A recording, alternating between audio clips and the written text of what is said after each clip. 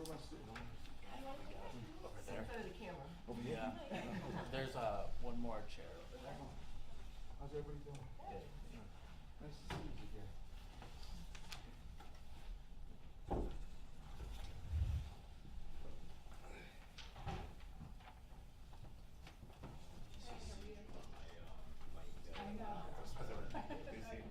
I wish I didn't have to send that email out. I know, I was like, oh, this stinks. Yeah. Okay. Yeah, right here. I am. If you ever want to come again, that's meeting schedule. If I can help.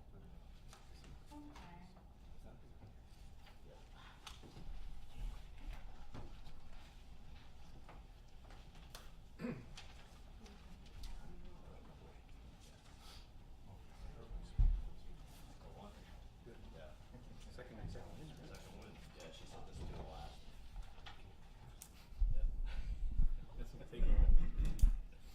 All right, so I think we'll get going. I'm gonna call this meeting to order at 6:30. Have quorum. Just gonna set a couple of ground rules to begin with. We do have public here today. Unfortunately, you guys aren't speaking. We can't, no public comment or anything. Just wanted to let you guys know that. I really appreciate you guys coming, being here, listening, and if you guys do have questions after this meeting, please, reach out to me. My email address is on the Board of Ed site if you have any questions.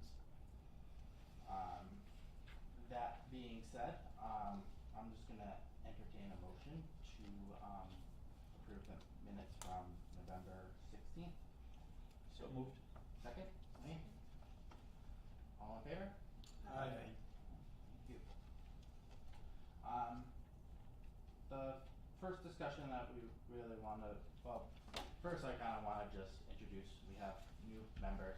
We have 3 new members, so I just wanna go around and do introductions, what the role, what your guys' role is in the community, and, afterwards I'll kinda go over a little bit about what this committee is all about. Mike? Alan Ficola, former Stratford police officer and school resource officer for many years at Worcester and Flood. Have a grandson who's at Eli Whitney, he's playing Sterling House basketball. And I coached back then, I coached baseball for many years in Babe Ruth League, Pony League, and played also in Bronco League and Babe Ruth League. So I want to be involved, want to help the community. I've been here for 63 years, my whole life, so I want to continue to help out and make it a great community. Bill O'Brien, newly elected to the board, very involved with athletics all my life in Stratford, but I think it's important I'm on this committee because I'm also on the Parks and Rec committee for many years, and I hope to stay in that committee if the schedules work out, so it's a good tie-in, I think, to have the two together. My name is Catherine Porto. I am a parent of 2 Stratford Second Hill Lane students, as well as the Director of Operations at Sterling House, overseeing athletics and programs. I learned everything I know about Stratford from Bill O'Brien. Hello, Rob Santone. I grew up in Stratford, went to Stratford High. I live in Stratford. My kids went to Stratford High. Excuse me. I joined this committee when it started many years ago and have stayed part of it and would like to continue and contribute. Tony D'Angelo, I'm the athletic director at Stratford High. Before that, I was assistant principal for 5 years at Stratford and came from Hampton High School where I was baseball coach and assistant football coach. Played baseball at Providence College and a little minor league ball with the Cubs. Really going back here. Yeah. Wayne Thrall, athletic director at Bunnell High School. I guess I'm gonna go down my resume. But prior to being athletic director at Bunnell, this is my 8th year there.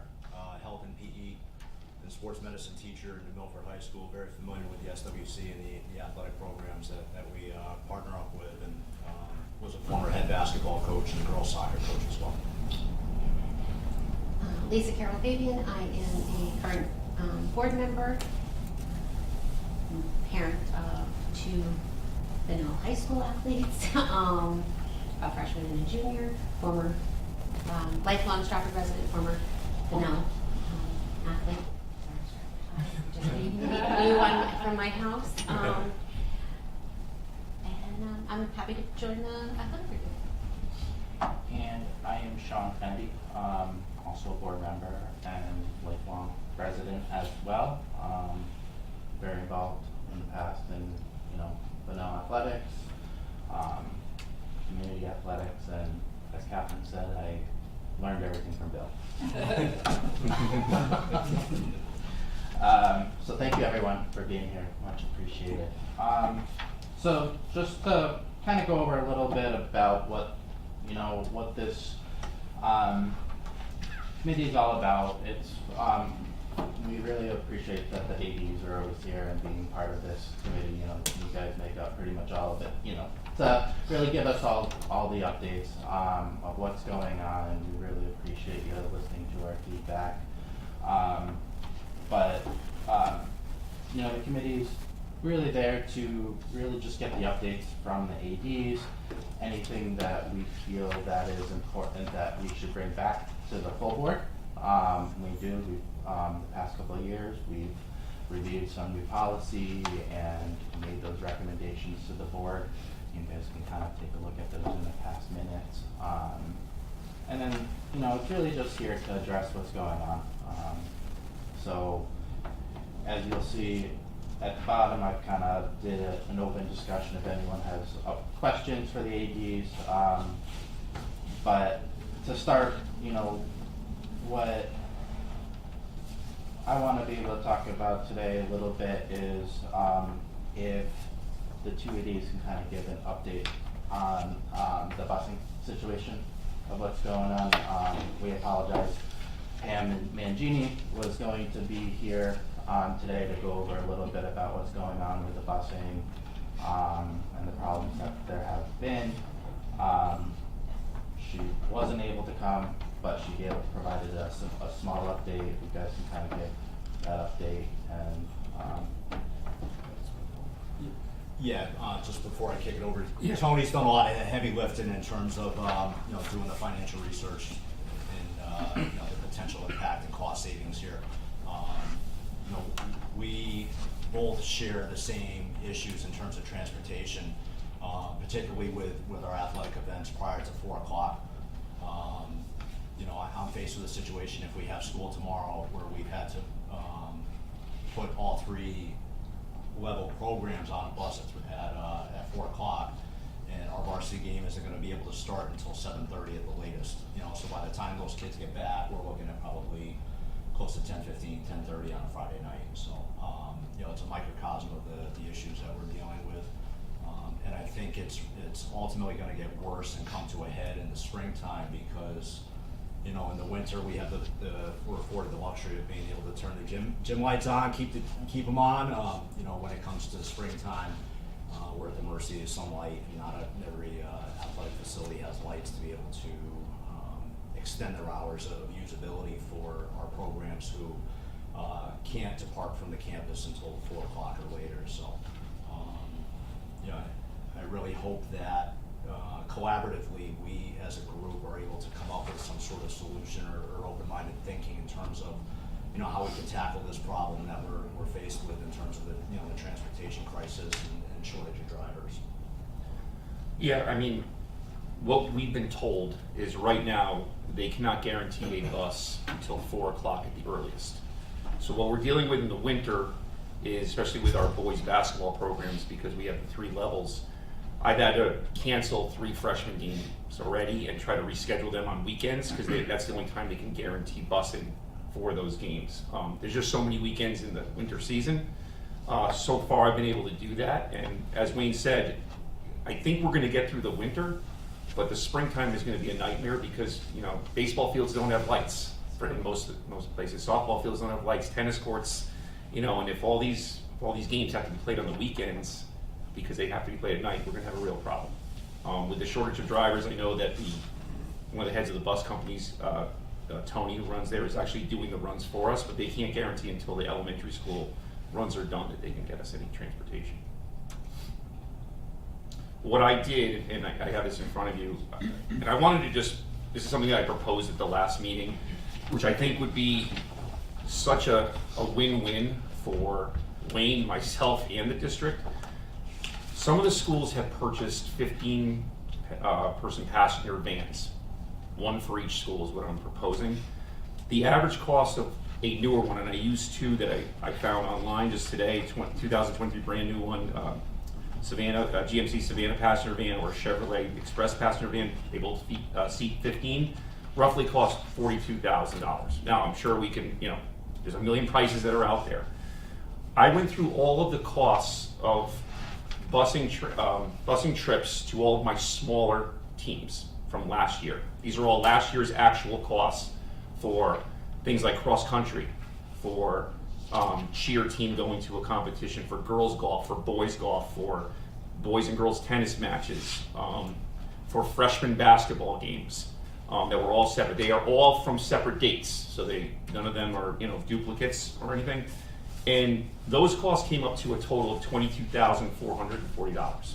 Now Bunnell probably has something comparable because all these were really away games. And my proposal is, after talking with the bus company, if we got 12 of our coaches a license to drive one of these vans, which would cost $25 to get this license, it would be something that we could use for our smaller teams, which means in the spring all of our golf matches would be covered and get all of them out there to their match on time. We had an incident, and I talked about it last time, where my boys cross country team did not get a bus to the championships, and their season ended waiting in the parking lot of Stratford High School, which was it was the most heartbreaking thing to tell these kids, and the coach having to thank you for the season, but couldn't get your bus on time. They're not going to wait for us, and it wasn't because the bus company tried to do this. It just there's a shortage of drivers. The bus driver had to come back after dropping off another team and got stuck in traffic. And I just think this is something that we can make back the total cost of one of these vans within 2.5 years. If you look at everything together, I mean, we could talk about whether leasing options or anything else, but I think it's something that would be cost effective going in the future. And I think it would be something to provide some, it gives our bus drivers a chance, or our coach drivers a chance to go on the Mirror Parkway if need be. They could leave and come. It gives certain summer camps an option to go to different things that they wouldn't be able to do. But that was my proposal. I wanted to put that on record. Thank you. In having conversations with the citywide athletic director in Hartford, this is a model that they've adopted, where they have 15 passenger vans allocated to each of the schools, and that services a lot of their smaller size teams. I know that there are also schools within the SWC, in addition to that, they may not necessarily adopt this model, but they will rent vehicles for seasons at a time, on a per month basis, and that'll satisfy their smaller size team need.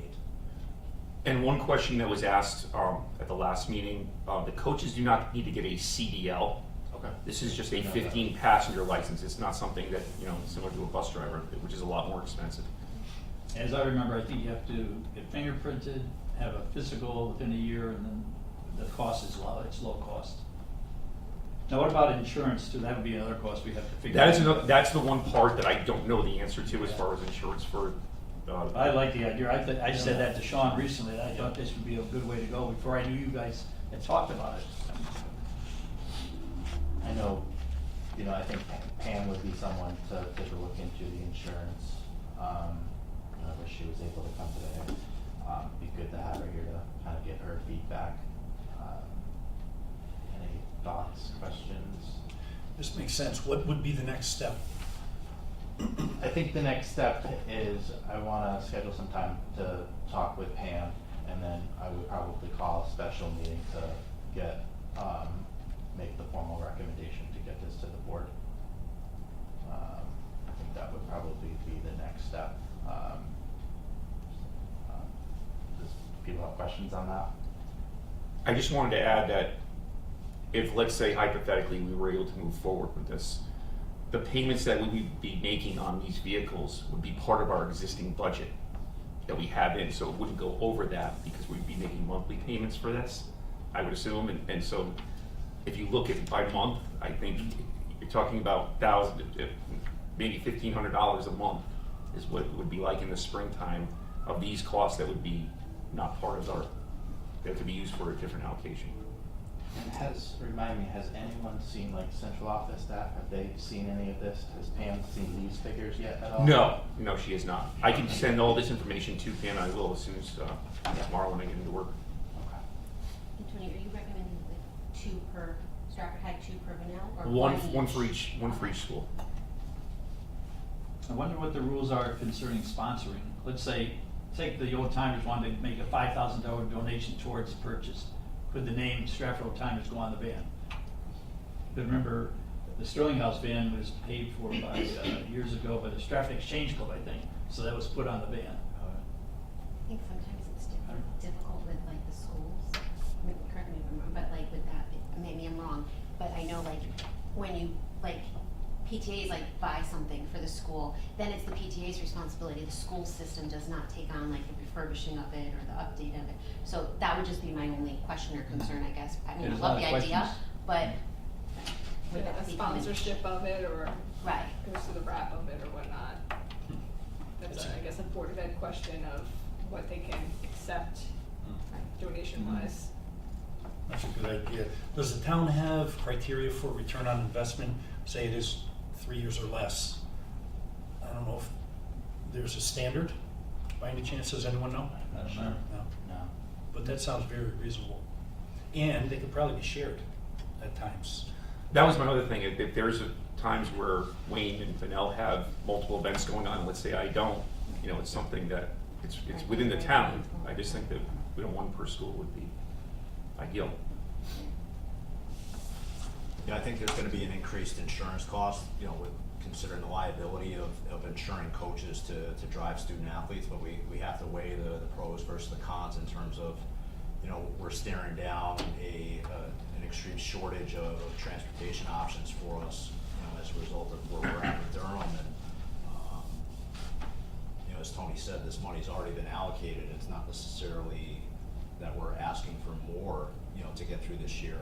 It's just taking the money that's already been allocated in our transportation budget and just repurposing it. I mean, there's another comment you could also make is it's going to increase the culture of athletics for both of your programs, making it easier for kids to want to play and not have all these detriments or deterrents to, oh man, I play a freshman game at 4 o'clock, I'm not getting home till 10 o'clock, so it'll help your sports and athletics culture, maybe get more student athletes to join these teams if they don't have some of these roadblocks and deterrents. As long as we don't go over 15. Yeah. Now, Tony, the athletes that have to practice for tennis or soccer, which you don't have, well, soccer, I guess you can use the field now across the street, but tennis, everything else is off campus. Do they get there on their own or do you transport them? So for practice buses right now to flood is what we use till hopefully, I know the tennis courts are being, I just saw they broke ground at, across from Fenders. So I pay $120 a day, $60 one way, $60 back for the tennis teams to go there for practice 5 days a week. That's not really an issue at the moment, just because they can do those drop-offs and still get to the middle schools for dismissal. Like, we share a bus for swim, where they pick up both schools, they drop off at Flood. Same thing with bowling, where they can get them down to Nutmeg and Fairfield. Those really aren't the issues. It's primarily like that 2:30 to 4 o'clock window where we've got to get teams to, schools that are 30, 40, upwards of an hour away. And, right now Durham just can't service, the athletic needs of both schools.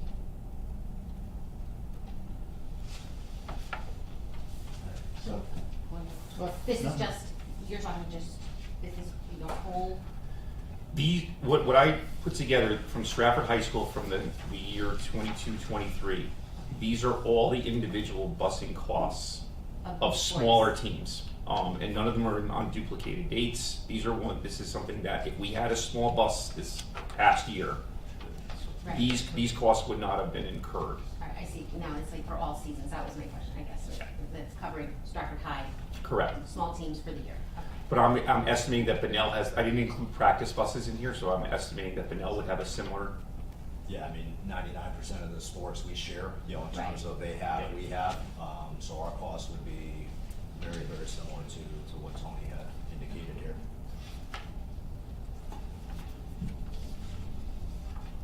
So the next step that I will do is, you know, I'll get in touch with Pam tomorrow and see if we can maybe, the four of us could set up a time or, to chat.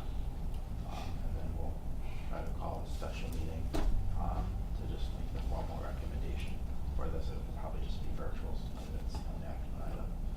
And we'll try to do it before February. So,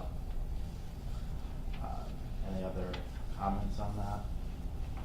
Well, thanks for putting this together, and I think it's definitely worth pursuing. And check into the sponsorship, because I think of, you, old timers, we've got money, the Stratford Rotary, I gotta think of organizations that might jump on this, so. I'm always looking for any way we can save money. Folks that can bag in place on the corner.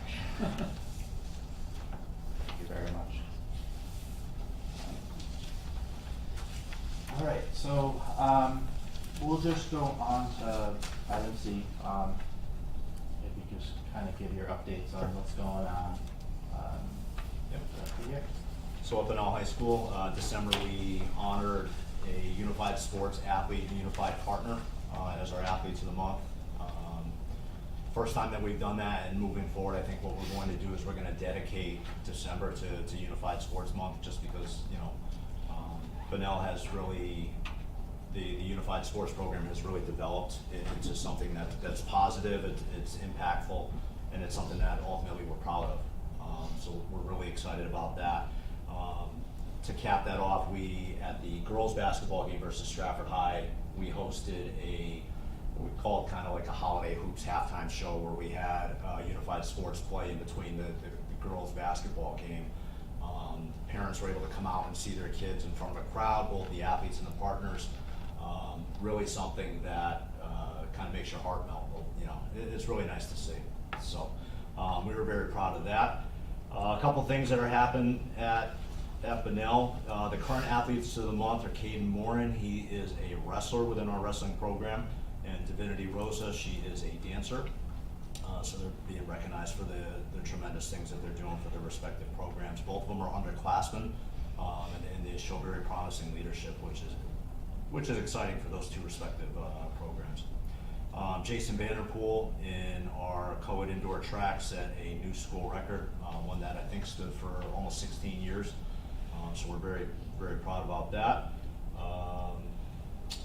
In the fall season, we had two student athletes who earned All-State, Panos Cheriotopoulos in football, and Diallo Cohen, who got recognized as All-State in boys soccer as well. So we're proud of those two. They were both honored at All-State banquets at AquaTurf.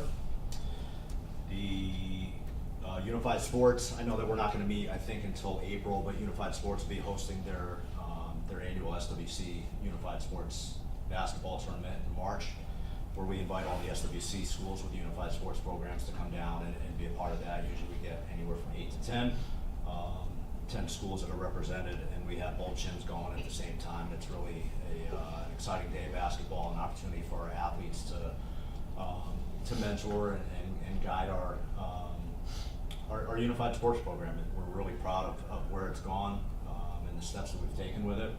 And if you guys are available, certainly come on out. I'll share those dates with Sean so that he can share it out with the rest of the committee.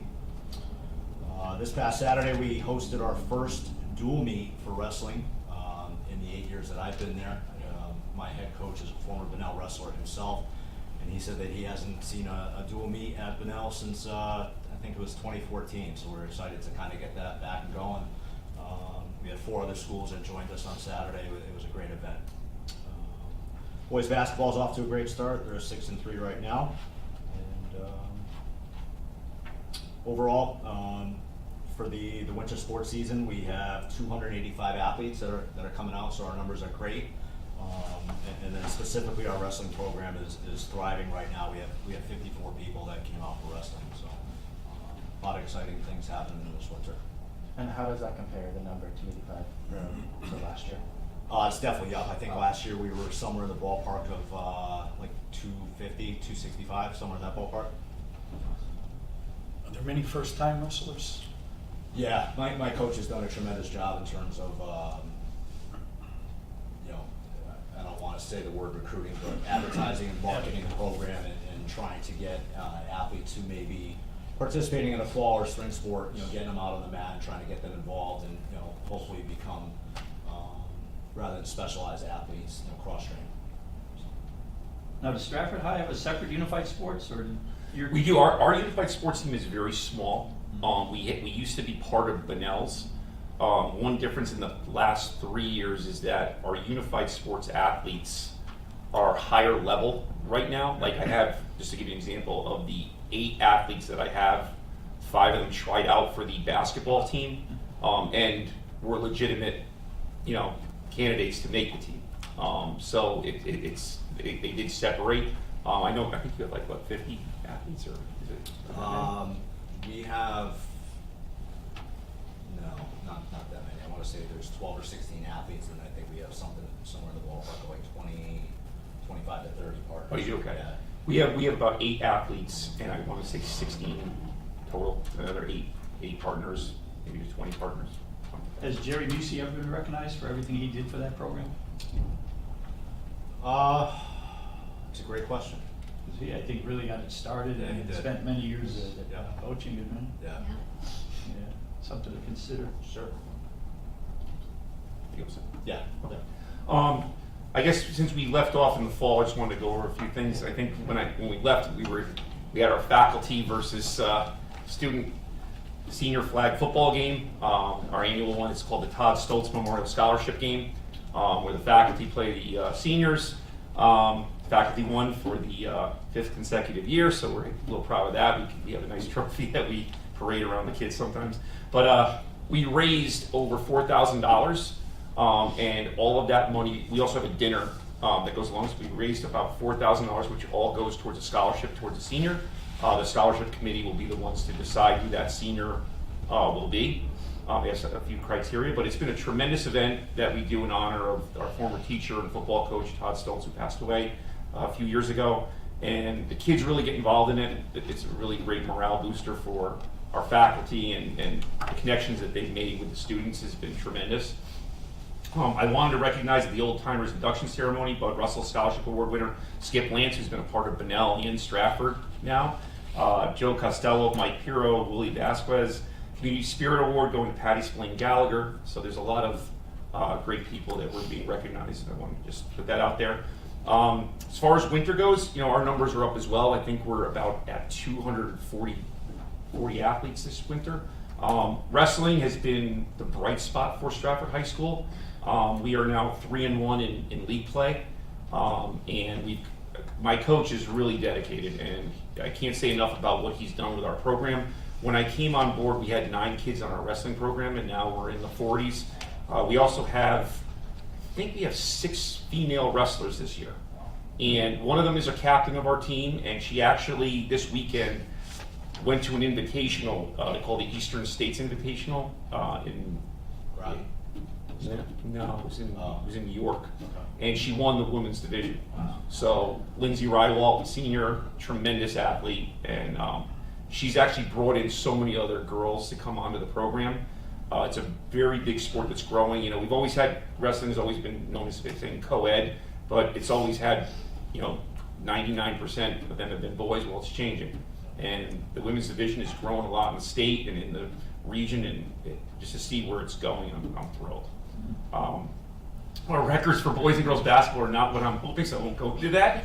But a couple of great things, though. One of our senior captains, Lauren Ogrodowitz, she's a 3-sport athlete, all-state golfer, and she has a hearing impairment.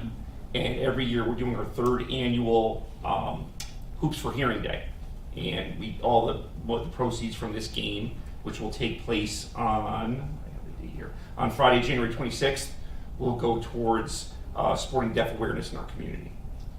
Our boys basketball team is also doing youth night. Our girls are as well. We were supposed to have it actually on Wednesday, but with the snow, Bridgeport was closed, so we weren't able to play, so we're rescheduling that. but we're getting the kids to come in, they play a game at halftime. They really get into it. It's a lot of fun.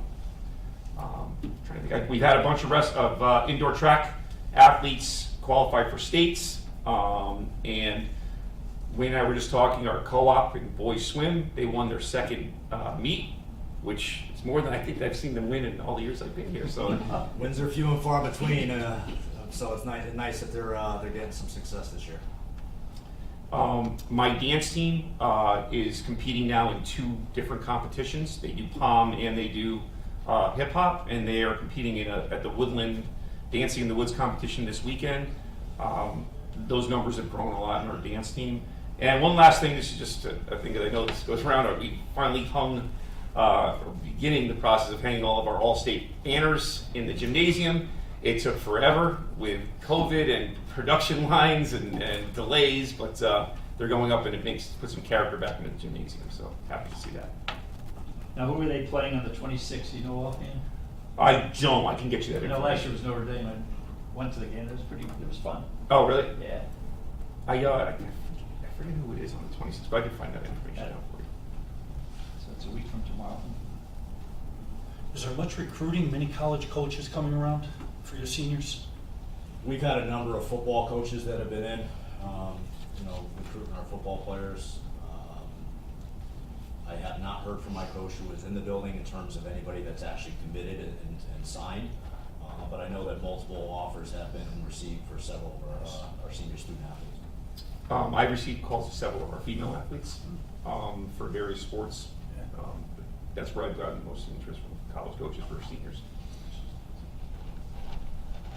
And then Catherine, before I forget, just to piggyback Tony and his youth night, we're hosting the boys basketball game between Benell and Stratford on February 8th. And I know that my coach had expressed some interest in terms of making that a community night where, the teams sit behind the 2 benches. So, if you wouldn't mind, we can connect later in terms of specifics and whatnot, but if you can just put that on your radar. Yeah, we'll do. Tony, we have a blast, email blast going out this week for next week. Oh, great. Okay. Other questions? All right, no other questions, we'll just move on to item D. For the new members on the committee, one of the things that when we started to talk about, and just want to kind of continue the conversation, start brainstorming some ideas, is what is the best way that we can kind of tap into our leader programs, the selling houses, the rec departments, Pop Warner, to really promote high school sports, to really be able to let them know what the expectations are of high school sports. So I just kind of wanted to brainstorm today and get your thoughts on some ideas of what we could start to think about. And I know last meeting I kind of said this is a focus that I wanted to be able to do this year. I know we started that conversation back at last meeting, but just really wanted to be able to have that conversation to see if you guys have thoughts, see if Catherine has thoughts, anyone. I think even from our last meeting, just including us in the conversation is helping, in terms of making sure that our coaches are following up with requests of Sterling House, PAL, anything like that, just keeping us in the know in terms of what our high school sports can do to further support the youth programs here. I know that a lot of my coaches, and again, turnover is consistent. That's one of the problems that we're facing with. But the coaches that are there and invested in the programs that we have want to get invested into the youth program so that it creates a level of sustained success. And I think, one of the things, I'm sure Wayne does the same thing, we talk to our coaches about being connected to the youth programs in town. That's a conversation that we have that we assume our coaches are doing. So as Wayne said, if they're not, please reach out to us, because that's something that we try to instill in every coach that we have. And since we last talked, I've updated, Wayne and Tony too, Lisa and Grace from the girls volleyball team are running a clinic that starts next week for us. So they're involved already.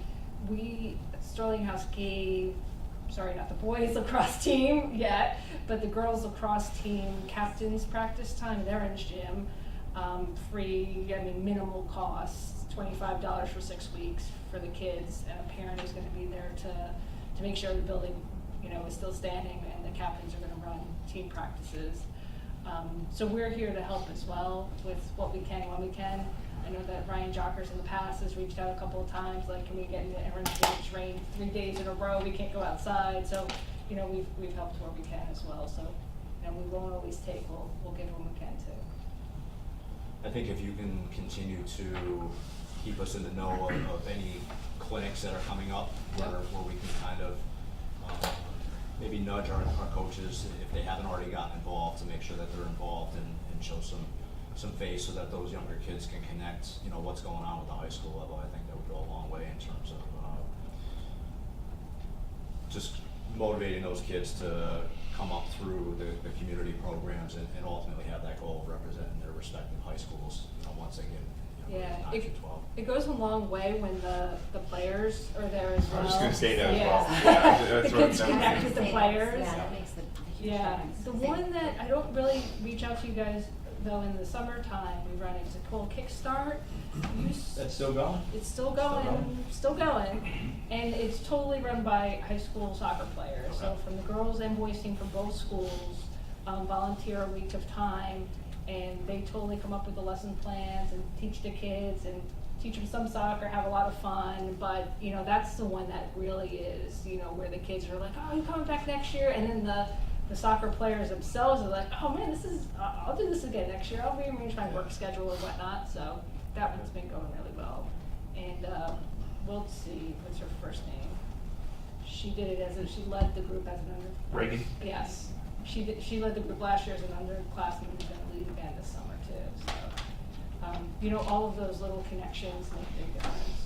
And that whole program came from Stratford and Bunnell's soccer players. They came up with the idea and they started it, and we would have one adult just Yeah, like supervisor. but then the kids ran it all, and it's very successful. It's good for the college resumes too. Yeah, Mhm. absolutely. How are the Sterling House numbers as we talk about feeder programs? We are growing so much as well. Maybe that's why you guys are growing too. Everybody's back, in the world.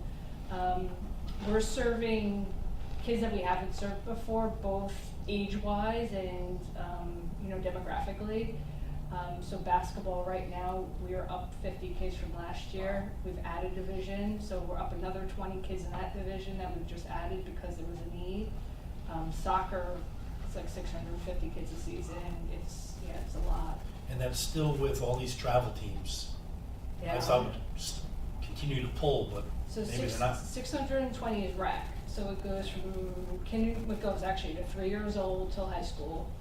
And then we have our own travel team right now too, which is 75 kids, which will add a high school division in the spring, so it'll be about 100 kids. So people are playing, people are coming. What's your interactions with Pop Warner? I know my football staff is heavily involved, in terms of, not only coaching, but also leading clinics and, they're very active in terms of getting their kids down there to serve as mentors and, assistant coaches and stuff like that. Yeah, I think both football programs are involved with Pop Warner a lot. There's a lot of different things are done throughout the whole fall season. The president of the Bulldog Club is actually in charge of Pop.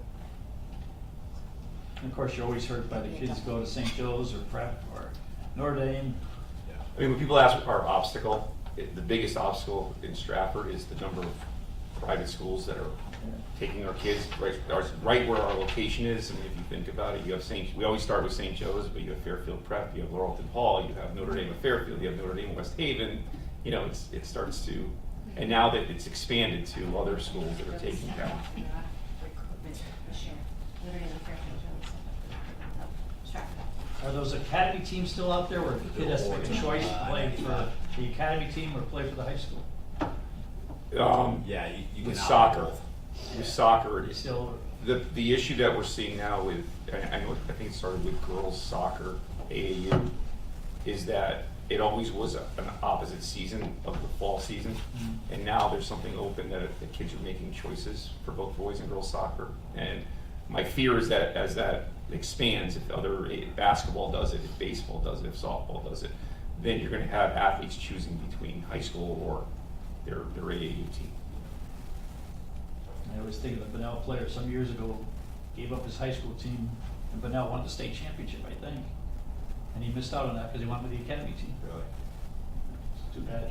We had one athlete this year, who would have been, it was a senior who opted to play for the academy team instead of play for Yeah. us, so it was probably all state caliber, Yeah. you know, so it hurts. Is he the one going to Kansas? No. Lineman? No, this is for soccer, Oh, soccer. yeah. Not even the Brunswick. Okay. But you talk about feeder programs, even, we can't figure out this high school division of Sterling House. We haven't had a JV division for a couple of years now. Whereas, Basketball, I yeah. just don't know why the 7th and 8th graders aren't moving up and playing JV. We used to have, how many teams? 10 to 15 teams? I was just talking You were about that. coaching, how many? You're at least 10 or 12. I don't know what's happening with those 8th graders. Yeah, Only- 9th, 10th graders now, yeah. Yeah. 9th graders really. And the ones that do sign up, then they have to play against seniors, that's quite a difference. Do you see a lot of the basketball team, players coming from, travel teams, or more? A lot of them were coming from Pal. Pal. Yep. Sergeant Lofton was actually at our game, I think it was the end of last week, and he and I had a very, very good conversation, and he's still got a strong relationship with a lot of the kids that are, you know, within our program, and it's nice for him to come out and show his support, and, you know, see the kids recognize a familiar face and be able to reconnect with, you know, members of the community, especially the police department here in town. So, yeah, I would say the majority of our high school players, specifically in basketball, are coming through Pal. And other than basketball, do the middle schools have any other sports now? Yeah. Yeah? The middle school has their own basketball teams. Right, but any, other than that, do they have, Cross Cross country. country and track. Track. at one time they had soccer, I think back when you were playing. Yeah, baseball too. Yeah. I heard the girls won last night, they're at 8-2, the Flood Middle School. Is that Are they? right? Who oversees the middle school athletics then? Yeah, they're individual. Yeah, seasonal, Oh, okay, school-based. gotcha. Usually it was Oh, Worcester okay. and, Cannonball Pop does. Yeah. Or Flood. Okay. He came in last night, he was all hyped.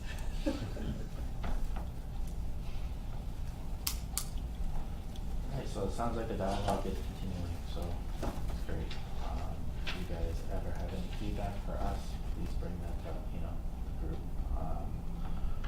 One of the things that Lisa had brought up at our board meeting, and, I need to go and, reach out to these two people, but we're thinking about having, a couple more members join the booster clubs, both Stratford and Bunnell, as new members of this group, so I'm gonna be reaching out in the next couple of weeks, and, we'll appoint them, if they are interested, but we really did think that was a good idea, to get some more membership and, that involvement, so, hopefully in April, we'll have a couple new members as well. And then just, the last thing, as I said, kind of changed it up a little bit this year, wanted to see if any open discussion, any questions, from you guys of what you would like to see from this committee. Is there any, other things that, aren't on here that you'd like to see a little bit more of? Just gonna kind of have an open discussion, see what thoughts are. Any thoughts? I think it's great that we're meeting the way we are. You know, when I first started, we went a year and a half, I think, without meeting, so to have this kind of discussion is great. Yes, what I had brought up, at the board meeting, was this frequent enough? Like, not to monopolize your time, Chris, I know you're on your own time here, but should there be more frequent meetings? Because my fear is just from knowing like how things went like in the last 2 years, with like trying to get like even like your athletic book pass, like it took way too long. Where like if maybe the meetings were a little more frequent, and not like some of the committees that meet monthly, but like if it was just a little more frequent than 4 times a year, perhaps we can get things I think through. I think the amount of times we meet right now is fine. If we need to get something passed, maybe we can add an additional meeting to speed the process along. But I if was we're, thinking maybe on the transportation issue, we could have a Yeah, special that's meeting. what exactly. Right. Instead of waiting till. I'm not waiting, yeah, we're not. Right.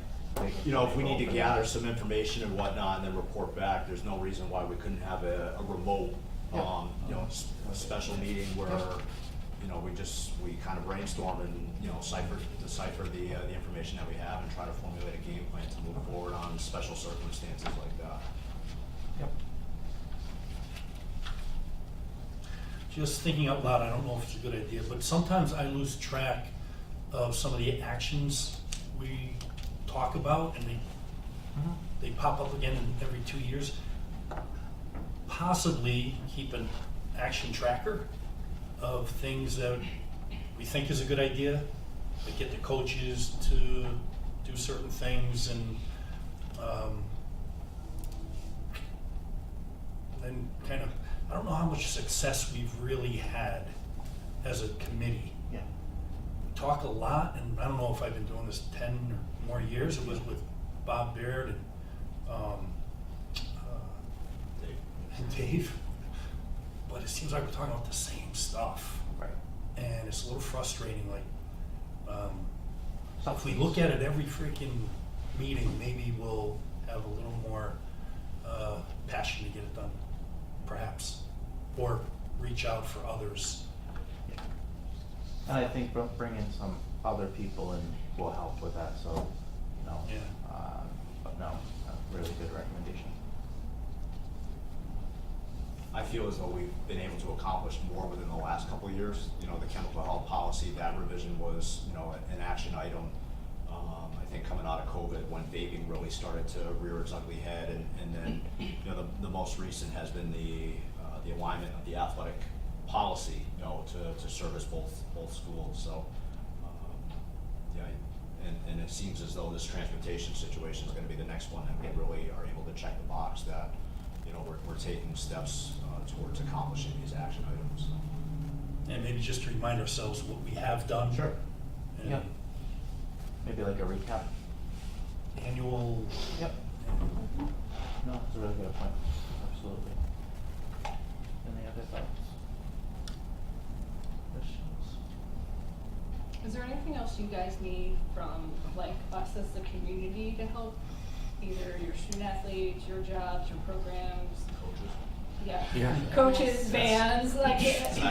Yeah, just why I continue to bring that up. I got hit yesterday that I'm going to need to hire a boys lacrosse coach for the spring on extremely short notice, and we don't really have a coach amongst the two schools on staff. None of the assistants are coming back, so we're really starting from scratch. And then, you know, one of the reasons why our volleyball team has not been involved is my girls coach has stepped down. He's kind of removed himself from the girls side of things and is really invested in himself and trying to get the boys program up and running, which, you know, this will be our first varsity year, but coaches and retaining of coaches has been, you know, a constant battle. And it's not one that's just here unique to Stratford, it's across the board. I remember a couple of years ago, maybe you spoke about, do we compete with other towns when it comes to getting a coach? We're late to the game, we don't pay enough. Is some of that? From a stipend standpoint, I think we did an analysis in terms of, you know, what our stipend rates are in comparison to some other schools within our conference and around the area. I would say we're fairly competitive, to put it politely, but we don't hire enough.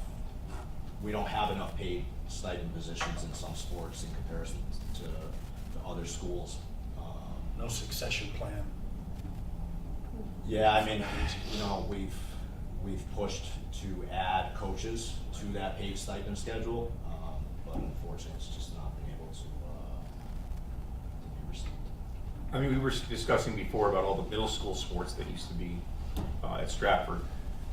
That has a direct correlation with the kids and the talent that comes into our school system. Because if you had I'm just using this as an example, if you had a baseball program or a volleyball program at the middle school, those kids are coming in with some knowledge of the sport. Baseball's one sport that when you come into, if you've never played before, you can't teach a kid in 9th grade to play baseball. Volleyball, most of our kids, I would say about 80% of our kids that come in had never played volleyball before. They're trying it for the first time. If there was a middle school volleyball team, it's a different story, and that's what we're competing against when we play the Newtowns of the world and the other schools that are in our conference that have bigger middle school sports programs. Sterling House and the Stratford lacrosse, like that has really, I mean, that program has grown tremendously, the lacrosse program for Sterling, and so that's very disheartening that like we have all these kids that are coming up that can be playing, both boys and the girls, Yeah. and we're in a tough spot. A lot of our top tier talent that's coming up specifically about lacrosse are going to schools Right, that have because- sustained success. yes. You know, it's attractive to go play for a Mhm. private school that is competing year in and year out. And just Yeah. as an example, I'm sorry, just as an example, we were talking about schools that are within the area. The two best seniors that would have been on our girls lacrosse team are now at Cheshire Academy. So that's another school that just plucked two girls right out of our team. So it's a challenge. And it's a shame because the program has built up so much and we have so much talent.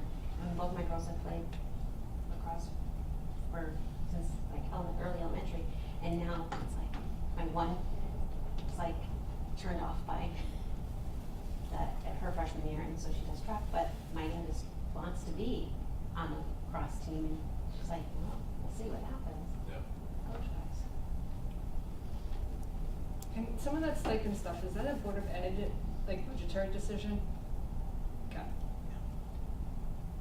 Yeah, I think to Tony's point too, and it circles back to connecting the feeder programs. You know, if we were able to get some more access to middle school sports, or if we instituted a volleyball program at the two middle schools, you know, a baseball or softball program to complement the track and field offerings, you know, in the spring, it would give an opportunity for our coaches at the high school level to connect and invest in those programs, because they know that those kids are ultimately gonna come up and represent the two respective schools. I know one of the, I don't wanna label it as a concern, but one of the issues that some of the coaches have had in terms of investing in the youth program is they don't know if the kids are ever gonna make it. Right. You know, they could be on the Stratford High track, they could be, you know, my basketball coaches go down and watch Flood and St. Mark's, and, you know, and just having informal conversations with them. By 7th grade, they've already made up their mind that they're going to St. Joe's, or they're going to Colby, or they're going to Notre Dame. And it's, you know, those decisions are made early on by parents that, you know, we're going to go to other schools and other athletic programs. So, I think our coaches might be a little bit more apt to get involved, especially if there is a school-sponsored program at the middle schools, you know, because they're the likelihood of those kids coming up and being able to play for their programs would ultimately be greater. You have to help the volume so that you don't go to the Notre Yep. Dames and St. Joe's. Absolutely. One thing we found with the soccer teams in the middle schools when they were running, almost all those kids were also on travel teams. They weren't getting a different group of kids. It was, they would do both the travel and the middle school team. But how's it been with officials? I knew there was a problem there for a while where there's a shortage of officials in some sports. Is that still a problem? It's still an issue. It's drivers, officials. What we're seeing is that a lot of the officials that are officiating varsity contests have been doing it a long time, and they're being begged to stay in the pool of going to games. And sometimes we're seeing that they're bringing up officials to do JV games, or sometimes even varsity games that don't have the experience to do that. And it's a cycle, you know, like try to talk to my parents at our preseason meeting about, have some understanding that some of the officials that you have out there are not, have not done a lot of games. And if you yell and scream, there's more officials that are leaving the whole process, and it just complicates things more. We have a PSA that we play at the parent meeting, the preseason meeting, and it handles, you know, parents reacting to officials and you know, trying to understand that they don't have a vested interest in terms of who wins and who loses, or who, you know, makes the play versus who doesn't make the play. You know, they're just trying to do the best they possibly can, and to, you know, understand that they're human and they're gonna make mistakes too. But yeah, I was actually having a conversation with a retired official last night who did our varsity game. He got off a plane at 4 o'clock and was asked by his assigner, because they had a shortage due to the snow day on Tuesday, hey, can you cover a game for me? So he flew in from Montreal, drove up from LaGuardia, I think, or JFK, and was able to make it to our game. But he's supposed to be retired. You know, it's just that much of a shortage that he's a quality official, don't get me wrong, but you know, they're begging people to come back and help to alleviate the shortage. What's that? No, a little bit about it. Yeah. Yes, you do. Okay, any other last minute things, anything anyone wants to bring up? Alright, if not, I will entertain a motion to adjourn the meeting at 7:25. So moved. Okay, Second. all in favor? Aye. Thank you all. And we'll be in touch about, the transportation.